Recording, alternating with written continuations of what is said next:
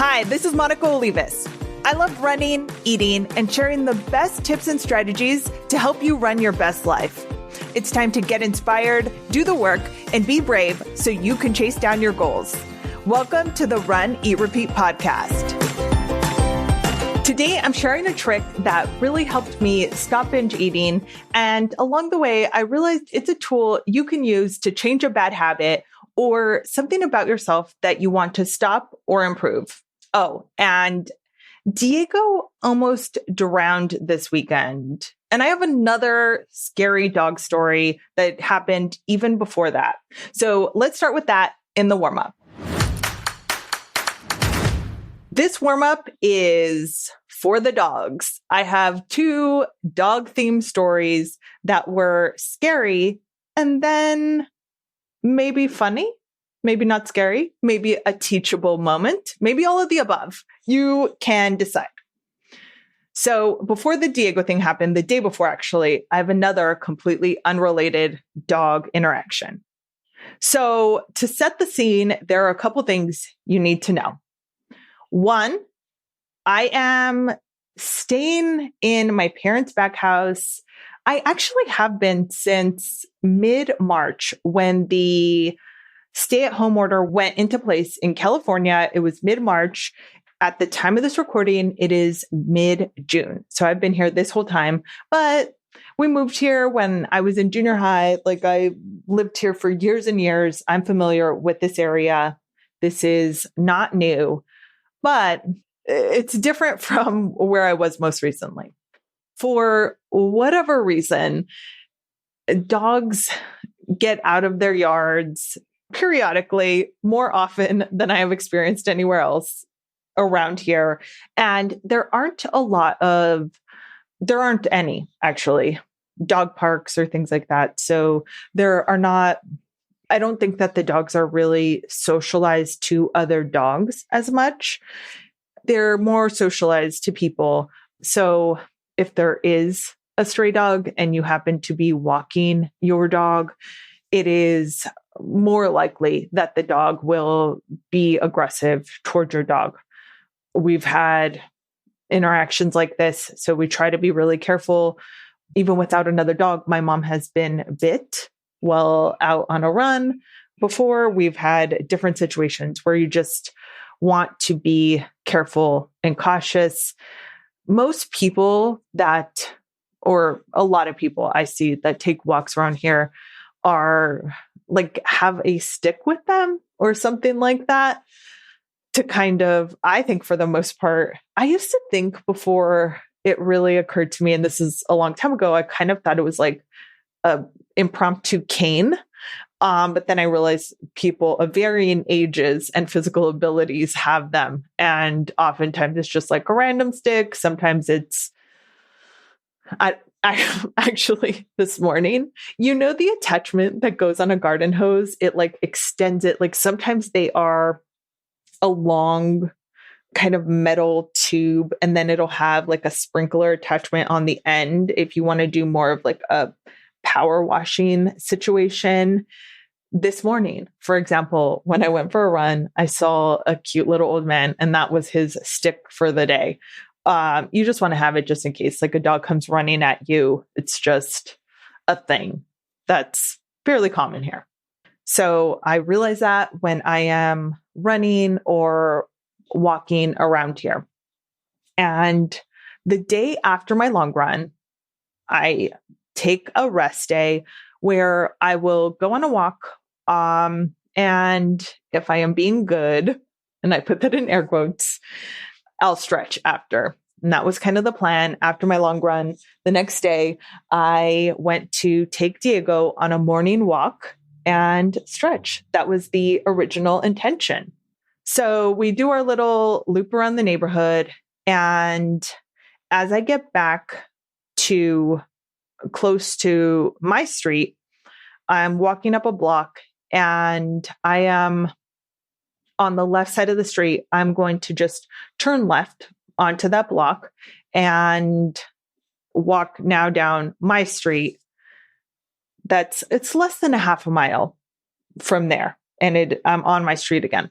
When I go to make the left on this walk, I turn just kind of instinctually as if I am crossing the street, even though I wasn't. I look to the right and I see that on the next block over, there are two dogs walking on the sidewalk towards us, and there are no people. And there's a school right there. So it wasn't like these dogs were just let out of their house, because sometimes that happens, right? Like someone will let the dogs sniff around in the front yard, but there's a person, a human responsible for them nearby. I knew for sure this was not a situation where I just couldn't see their owners. I realized like there are just two dogs. One of them is a Cocker Spaniel, which I'm very partial to. I had one growing up, super cute. The other one is a German Shepherd. And I see them, and I turn to like walk briskly, thinking, I don't know how or why I even thought like, let's just turn. At that point, I was straight up in their eye line. But I think I'm going to kind of hustle. Maybe they're just out for their own little rest day stroll and don't want any trouble. So I turn and I start kind of like walking quickly down the street because I'm like, I just got to get home. I look back and see these dogs are running towards us. Diego and I, it is very early in the morning. No one else is around.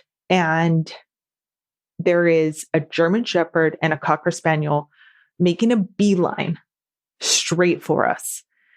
And of course, my first thought is, why would these dogs just start running full force towards us? Like they are going to, or at least I'm mostly concerned about the German Shepherd attack Diego. I'm terrified. I am terrified. I'm flooded with adrenaline and just anxiety. I'm freaking out. So as soon as I realize that they're running, I start running, and because I look back and I yell, no, no at them. And I'm trying to just be very firm in my voice and very loud and assertive. And also though run, because at that point, before we were even running, they were running towards us, because in hindsight, I think, well, if you start running, sometimes a dog will start chasing you. They started running first. No, but they did. They started running first. And at that point, like, what am I supposed to do? I start running too. And I realize that we're not going to be able to outrun the German Shepherd. Like, no, Diego is not going to be able to outrun this dog. I don't know if I would be able to outrun this dog at this point. And because notable to that, in my defense, I had run a long run the day before with tempo intervals in that long run. So maybe I could on another day outrun that dog. I don't need to find out though. I don't need to prove that to myself, because that is too scary. But I realized finally, we're not going to be able to make it to the house. And even if we were able to, the gate to get in to my parents' house is just, I wouldn't be able to get it open, get in the gate before the dog caught up to us. Plus, we have 3 other very large dogs on the other side of that gate. And if they saw us or heard us coming, they would immediately be right there too. And I knew those dogs would get out, or we couldn't get in, or it would just be crazy. But I finally am like, no. I turn around because I know we're not going to outrun these dogs. And I yell at the dog and I wave my little stick thing, which, if we want to get into specifics, is actually like half of a trekking pole. I got trekking poles from my boyfriend in college because we were going to trek it up. I do not know where the rest of this pole is, or the other. Actually, do you only have one trekking pole? I think maybe I might have just had one. I don't know where the rest of it is, or if it came with a second at this point, which wouldn't have helped me either way. I decide to stop, drop and roll, which is apparently not something you do in this situation. there was a miscommunication in my little first aid training. But no, I turn around and I am trying to yell forcefully at the dog because if you remember in episode number, I don't really know specifically, I will put it in the show notes, but I talked with a self-defense expert about, self-defense. And she said that you have to be very loud and assertive, which I was trying to be, just that was self-defense against a person and not a dog, because these dogs did not even flinch. And I'm sure they have amazing hearing. And I was very loud telling them no, but they didn't care. I'm waving the stick. I am terrified. I don't know what to do. And I am trying to stay between the German Shepherd and Diego. At this point, I'm just thinking, let the Cocker Spaniel bite us. We'd survive it. But I am completely like code red in just freaking out about this German Shepherd. And it kind of hesitates for a beat or two when I stop and I'm waving the stick and I'm yelling and I'm trying to keep Diego behind me. But then it's like, what are you going to do, B? Who gonna check me, boo? And it comes towards me and kind of like lunges towards me, and I'm like moving out of the way. I ended up in the middle of the street at some point, trying to back away from this dog and keep Diego behind me. At one point, this entire time, one car passed by at one point. But by the time that car passed by, it didn't look like a code red situation, because eventually I realized, and I'm like very much focused on keeping the dog away from Diego. So I think the combination of that and the dog dumping towards me, I didn't realize that this dog wanted to be my friend. After all of this, the running completely towards us, the not stopping, not being intimidated by me screaming, by waving my stick, by trying to back away. No, the dog was just happy to see me because, I'm a delight. And even despite my screaming no, stick waving, antisocial behavior, running away, the dog still thought I was a delight. But I really just wanted to get out of this situation. I was still like, I can not be friendly. I need to get out of here. And I tried to cross the street. The dog followed me. The dog started to kind of walk and then realized I wasn't coming and came back again, like jumping on me. And he's not like licking me. This isn't a movie where he knocks me down and licks my face and I giggle and I'm like, oh, buddy, we're new best friends. No, but he was like jumping on me just like he kind of is friendly, but isn't trained not to jump on people. So I'm like, okay, well, I can't just hang out here in the middle of the street getting all knotted up in the dog leash at this point. So I just start walking towards home and the dog's coming too.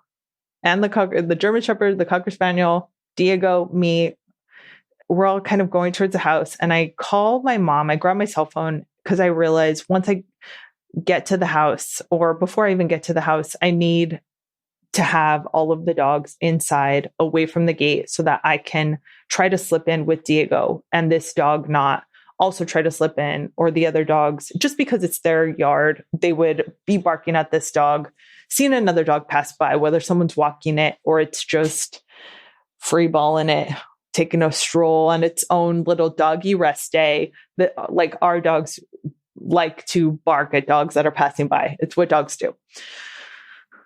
I call my mom so that she can get the dogs inside. And it's like, this is a bad connection. Okay, can we talk about that another day? If I'm calling you at 6:00 in the morning, like there's obviously something wrong. But after some back and forth and confusion, she finally at least comes outside and helps coordinate me getting into the gate. And then at that point, so Diego and I are safe and sound until the next day when Diego thought he can walk on water. But until that point, we're safe and sound, A. And B, I end up feeling like complete crap for the whole rest of the day because I'm just thinking, oh, that dog wanted to be my friend. And like, I just felt so bad. And there was a guy that ended up passing by afterwards because my dad came outside and this guy's happened to be walking by. And my dad's like, is this your dog? And the guy's like, no. And the dog ended up following him. And I couldn't tell if both of the dogs ended up following him. Like, it seemed like the Cocker Spaniel got distracted, but I was worried about it. I was hoping that this guy just let that dog follow him all the way home, both of them. But I just felt so bad after that. I was like, I should have helped that dog, even though I obviously need to help myself and get some help because I just like my reaction was so terrifying. And I mean, obviously, thank God, it was fine. And it was funny in hindsight. Like now, my family and I keep joking about it because we're like, okay, you were like, thought you were about to die, and this dog just wanted to be your friend. It was a scary looking dog. And I have seen dogs actually get into fights with each other. Like I have been in scary situations. And then afterwards, I was just like, oh, can we keep him? Which, if I was not living in my parents' back house, I probably would have at least hung out with them until I found their home. But that is what it is. And maybe I'm just at that time in my life or in the month, if you will, that feeling guilty about that would make me cry for the whole rest of the day, half of the next day, and a little bit today as well. But let's all just send prayers and good vibes that those dogs are safe and sound. Diego and I stay safe and sound. And let me tell you about Diego's fun pool situation. So our pool is gated off for safety reasons. It's like we try to be very safe and smart about this. And the dogs can go in and out. Like when we are in the pool, most of the time they're not super interested in it. All the other dogs are scared of the water. We've tried to get Diego in the past, and like he likes to go to the beach and splash around. He obviously can swim, but it's not his favorite thing in the world. I had my dog Roxy would jump in like if you let her in the pool area, she would go for it. Like she loved to just do a couple laps. This weekend, my dad and my brother go into the pool area to look at something. I don't know, they were going to fix or talk about whatever. And so they're hanging out in there, and the dogs were coming and going in and out because they have the gate open right then. I don't know if they were like bringing stuff into the area, whatever, but they are in there doing stuff.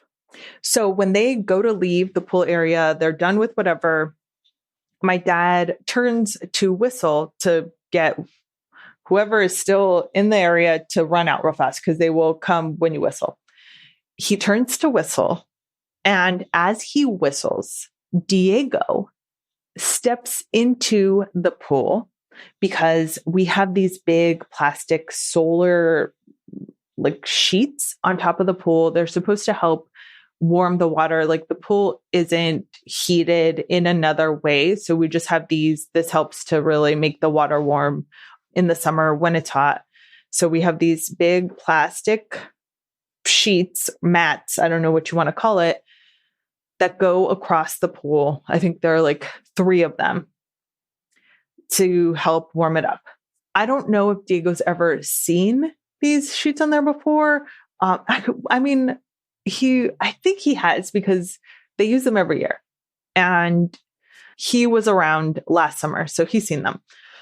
Anyways, suddenly he thinks he can walk on water, or if nothing else, walk on this solar plastic thing, this plastic mat. He steps into like the pool just as my dad is trying to call them out. I happen to be right there because as soon as I hear my dad whistle, I like go to just double check that Diego is being good since he's my dog. And I see him and like hear the splash. It just like all happened at the same time.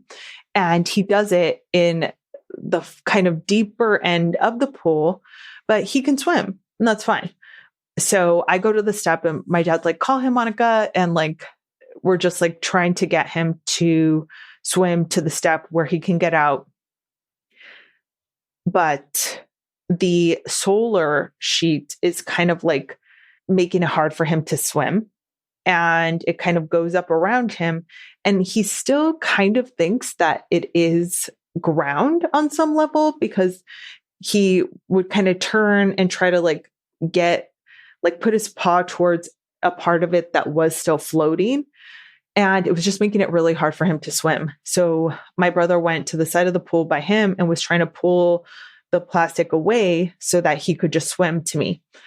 But that was just making him kind of get super tired out, because as he's trying to swim and we're trying to pull the plastic to get him untangled, he's not really making progress. And the way he got in the pool was very abrupt. So he's startled from the start, and he just seemed very frantic. And he started to go towards me, and then he would get distracted and go towards the plastic on the side of him again, which isn't in the right direction. And finally, I just realized I know he can swim, and I really want to get him to the steps so that if this, God forbid, were to ever happen again, he knows how to get out. But I had to kick off my shoes and go in and just help him. We were all kind of starting to get scared, and like, he looks like he's getting tired. Yeah. So that was another very scary situation. I got in and I kind of led him towards the steps. So at least like he felt like he was swimming, hopefully, and led him to the steps so he could walk out himself. And then I just sat there, and I'll put pictures in the show notes, because I had my phone in my hand. Oh, see, that's another good perk of not having a pocket. I had my phone in my hand, so I put it down. And since it was right there afterwards, because my mom was standing, we were all standing around like, that just all happened so fast. So my mom took a couple of pictures. I will put them in the show notes at Run Eat Repeat, so you can see Diego and me post almost near drowning situation. And I sat there for a while because I didn't want him to be completely terrified of the water. I really still need him to know how to get out of the pool if that were to ever happen again or anything like that. And so I was kind of just hanging out, sitting inside the water in the step for a while too, just letting him know, like, if we're going to hang out, this is where we're going to hang out, just getting him with it so that the next time we've had dogs that were so afraid of the water, they wouldn't even go in the pool area. Like they just did not they weren't water dogs. They didn't like taking a bath. They didn't like the sprinklers on. They stayed away when like you would even refill their water bowl. My brother's dog, Bailey, actually, specifically, I'm thinking about, but I didn't want that to happen to him. And up until this point, he's run through the sprinklers. He goes in the ocean at the beach. Like he has been a water dog. And I just was hoping to make sure that he was still comfortable enough at some point down the road to be able to teach him about the step, which is something that we're going to need to work on long term, obviously, because it's just like so important to make sure that he completely knows it. But Diego is fine. I'm fine. I'm okay. You're okay. Diego's okay. Hopefully we will stay that way. But I mean, oh my gosh, I need an adult Bev now, because even reliving it, like the level of like stress and fear that I had from both of those situations, yeah, it was a little intense. I need to process it a little bit, just talk it out. Gave me some flashbacks of other very scary situations. But I'm very happy to say that we are okay right now. And let's get into the main event. I'm excited to tell you about this life-changing hack, really, that I learned when I was battling with binge eating in college. And what's magical about this and what really makes this life-changing is it's helpful to deal with a lot of different bad habits or self-destructive behaviors that you might want to work on. You can use it in a lot of different situations to understand yourself better or to understand someone else better. But I learned it, at least initially, specific to binge eating. And if talking about binge eating, dieting, and anything related to that is a trigger for you, just skip to another episode, listen to some music. But yeah, that's just kind of where we're going. So know yourself, protect your mental health more than anything. And if you are struggling, as a little PSA, with your relationship with food or your self-esteem or body image or mental health, please seek professional help. I am such an advocate, and you know this, for therapy. And that's why I talk about this stuff so freely, because I feel like it's been very life-changing. And I feel like it's helpful and useful to share what I have learned. But I'm not a doctor. And I think that working with someone one-on-one can really be the real life changer. So if you have any issues with food or eating disorders, I'm going to put some links in the show notes for some resources that you can check out at Run Eat Repeat if you need that. Yeah, actually, you could stop listening to this podcast if this is going to be a trigger and go check it out there. And yeah, let's get into it. Okay, let me start off with a little backstory on how I found myself in this situation. I feel like there's a lot of let me set the scene. Let me give you a little backstory today. But in a nutshell, I started dieting in high school and ironically ended up gaining more and more weight. And in college, really tried every diet I could: high protein, low carb, Weight Watchers, cabbage soup, pre-portioned meals, and more. And I think the one thing that I kept going back to was what would probably just be called a very low calorie diet. So I was eating very low calorie and I was busy. I'd exercise early in the morning, then I'd go to class, my part-time job. Sometimes I'd go to another class or do homework, go to my boyfriend's house. It just was a long day. So I would get home late at night and probably had eaten half of what I should have eaten that day. I was starving. And I would get home then and I would eat dinner and I would still try to kind of keep the dinner very low calorie.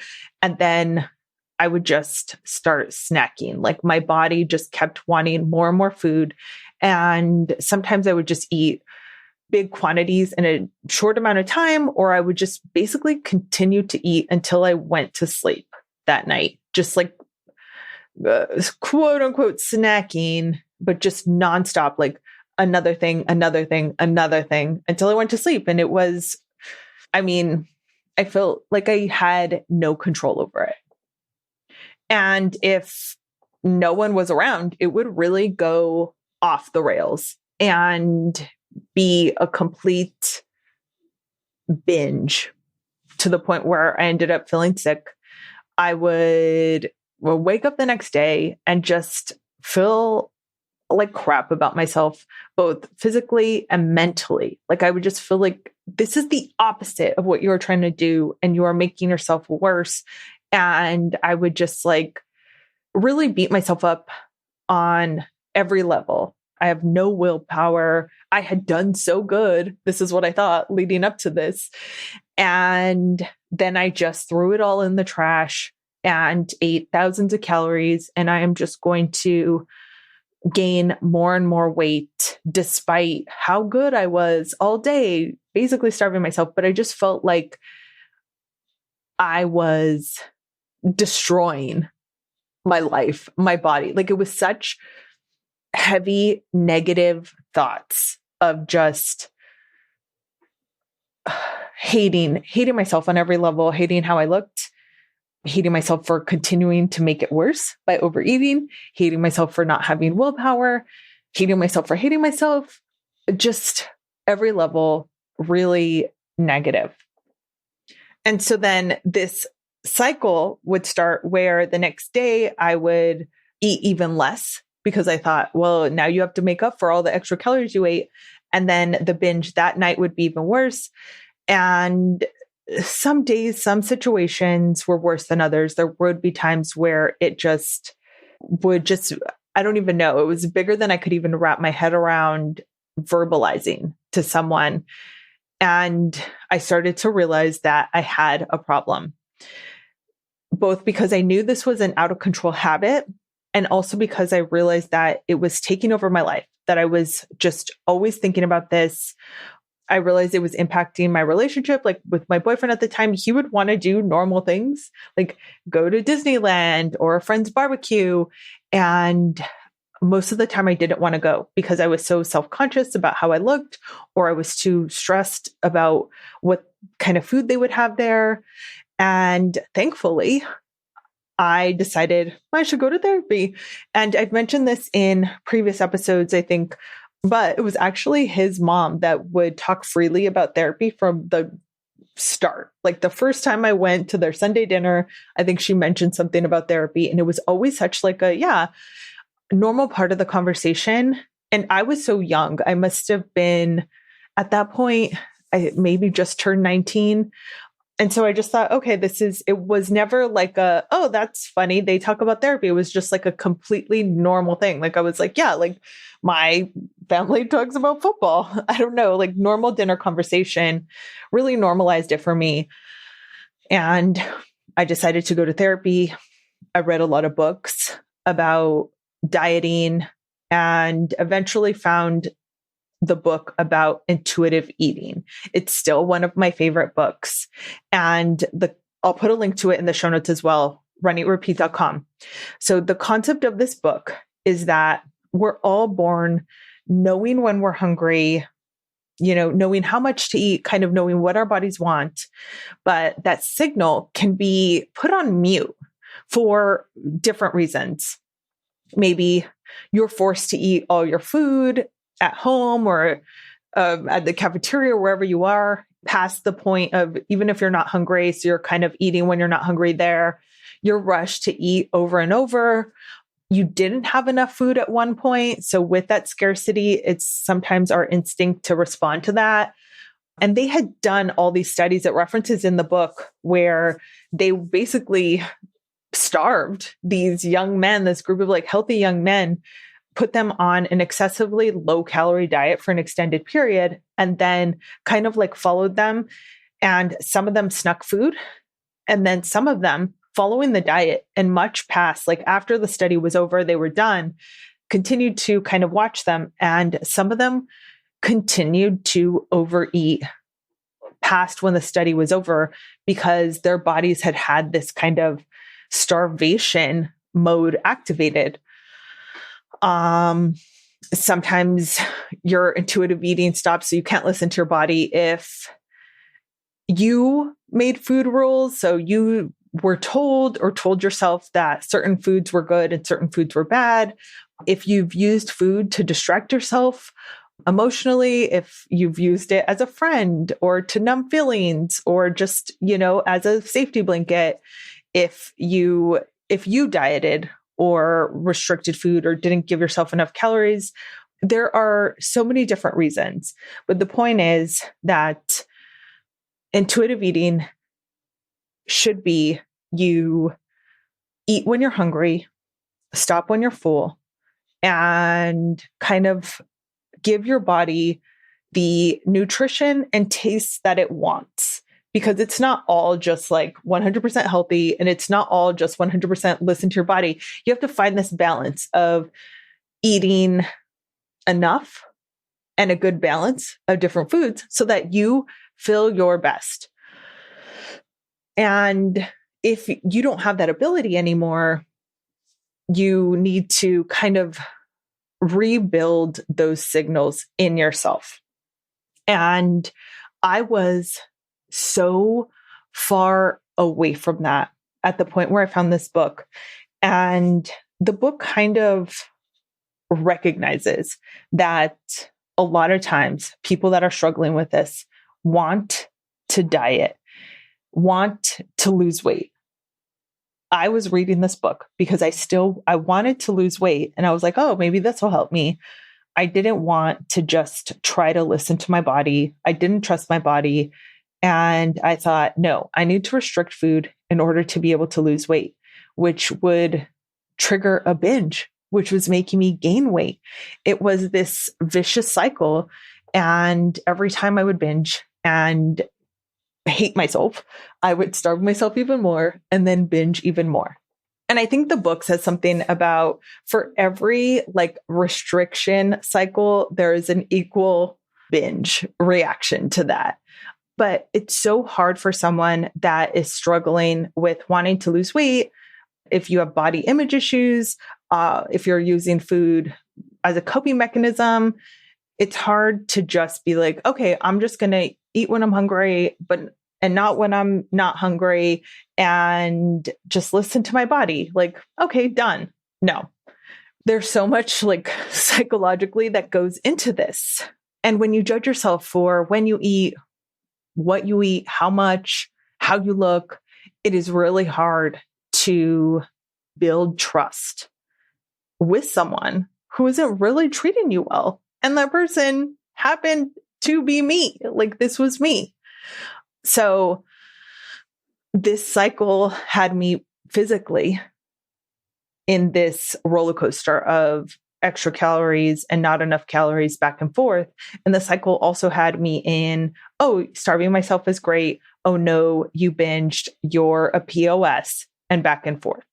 And it was not helpful at all. So let's get to the hack. Now, it's been years, so I've kind of adapted this to explain it to people in my real life and to use it in different situations. But this is the concept that I feel like has been amazing for me. So now let's get to the hack. And please remember, it's been a while. Over the years, I have kind of adapted this to explain to other people and to use in different situations. This is how I use this tool. Imagine you're an anthropologist. You are someone that studies humans, human behavior, and societies. This is your life's work. And you're assigned to study the behavior of one human in different situations. Your job is to quietly and carefully watch this human and take notes when they're in different stressful situations. And you should take notes on the action that they are doing in the stressful situation and anything that might be relevant to it. So the time of day, their stress level, blood sugar, fatigue, so how much sleep they got the night before, any preceding events that might be related, upcoming events, social interactions, anything that might be on their mind or going on in their circle that could impact this stressful situation. Don't make any judgments or conclusions about what you see at this point. You want to keep the notes that you're making neutral, but sensitive to their emotions and mental health.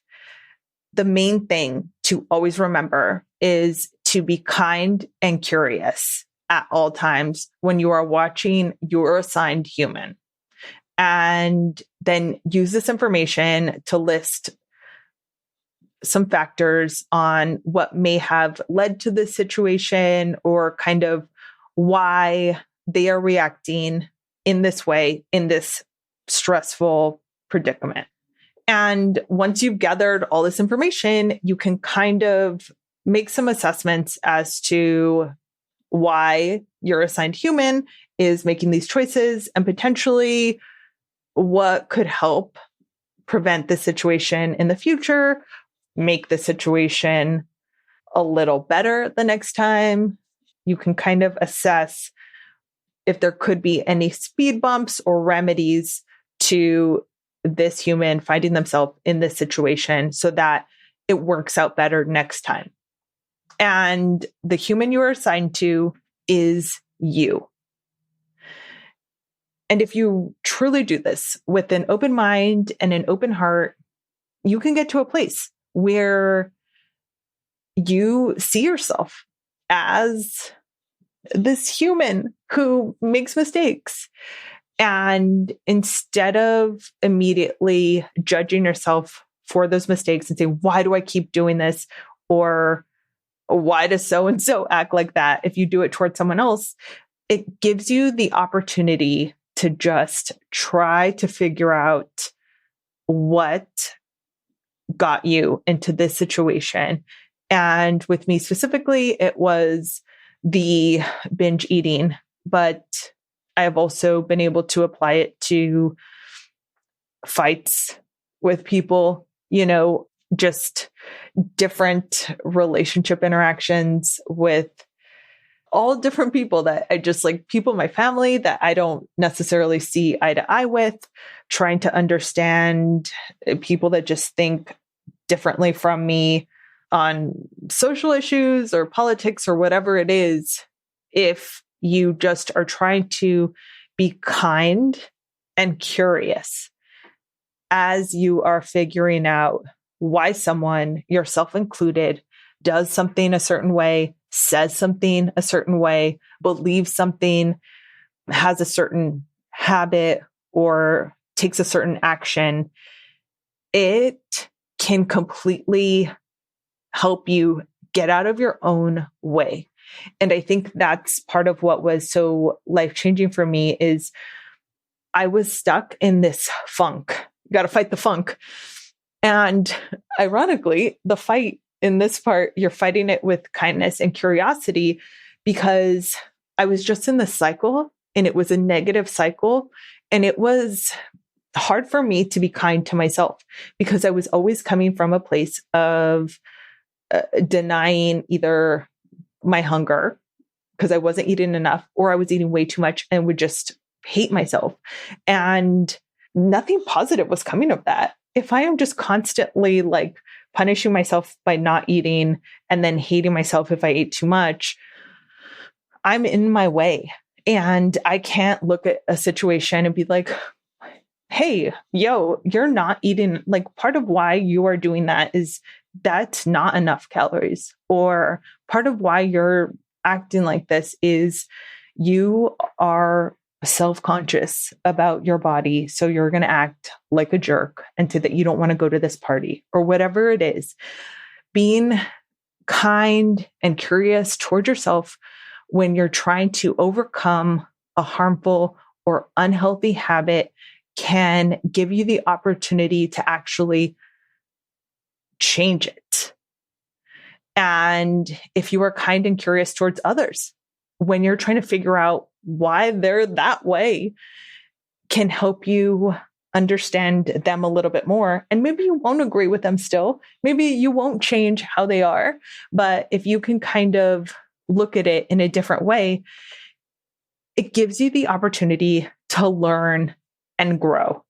And I think that being kind and curious towards yourself, towards everyone around you, especially when there's a teachable moment that we can learn from each other, is something that can be applicable in so many different situations in reference to like the actions you take, any self-destructive potentially belief or bad habit, the ones of the people around you. It's hard to get along with people sometimes that do or say things that are just crappy. And maybe you still don't need to get along with them, but being able to understand them helps you kind of release it sometimes, or at least put it in perspective.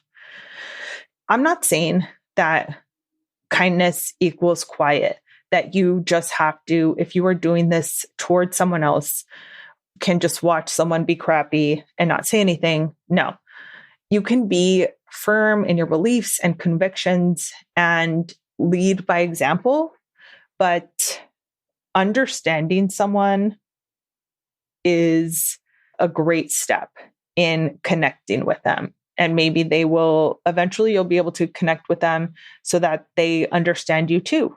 And everyone can be on the same side, and maybe not. But I do think that when you are trying to work on something, and oftentimes I think more than anything, it's something internal, like our own stuff that we are like, why do I always do this? Or, oh, I don't like this about myself. Instead of focusing on, I don't like this about myself, asking yourself in a kind and curious way, man, why do I always do that? Or why do I always react to this person that way? Why did I take the bait when this person tried to start a fight with me? Or why did I do this self-destructive thing that I said I really don't want to do this year? Whatever it is, the main message that I am trying to relay is to be kind and curious. Ask yourself without judgment, what's going on? Like, why am I doing this right now? And even what is kind of liberating is you can continue to do that thing. I can continue to binge eat as I am asking myself, as I am thinking, like, why am I doing this? And that happened a lot where I was still doing it. I'm not saying I could stop it. This is like a long road. I hope you're on a long run right now because this is a long episode. But that was also very liberating, is realizing for a while I was just on a fact-finding mission. And I was just being curious. And, sometimes, and it is hard, it's hard to look at. It's hard to sometimes be honest with ourselves and to be present in a moment where you are doing something that you are not proud of.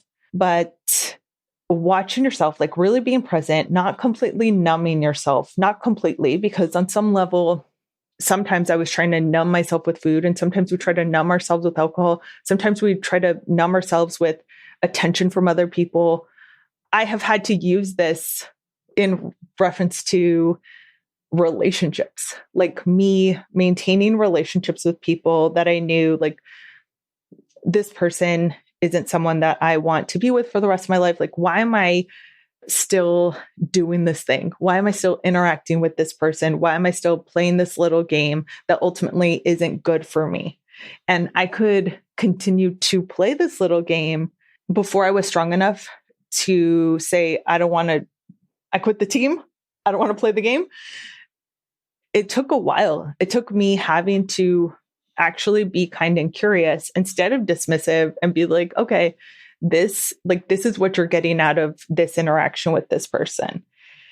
And that's part of when I started to realize, I think, and it was in a lot of different situations, just kind of using this hack, realizing this can be used for staying in maybe not the healthy long-term relationships, just maybe liking to start a fight with a relationship that you don't want to do well for whatever reason.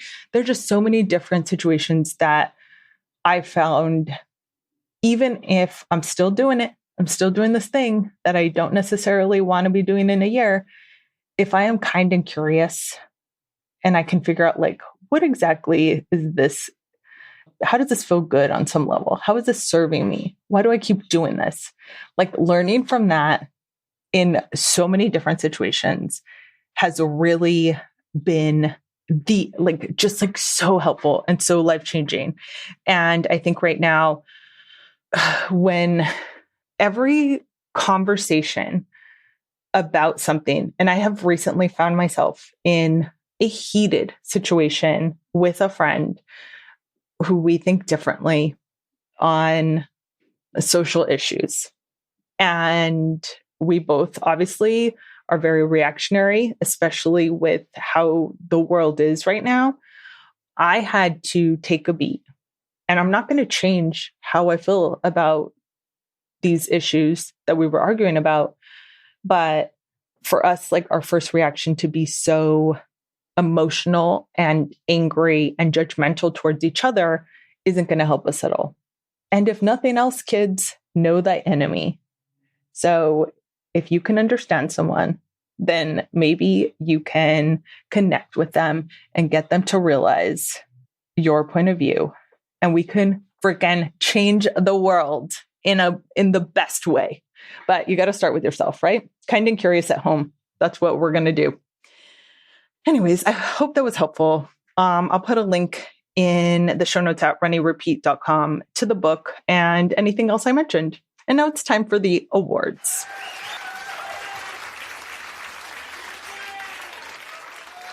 First place goes to all the dogs in the world. God bless you. I love you.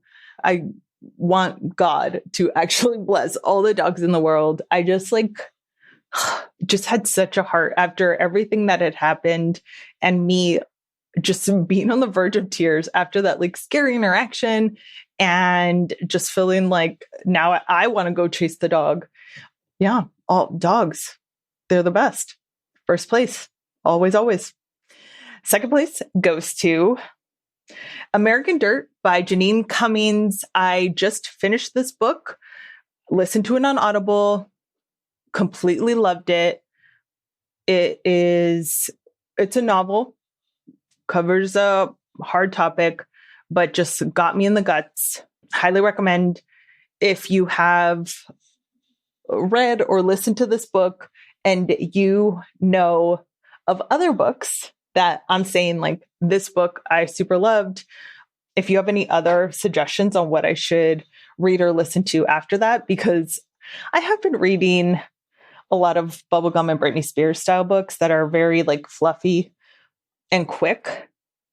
And now I feel like I want to read another fairly, maybe serious, I guess, maybe something like a novel touching on a social issue. I don't know, just some other really good writing.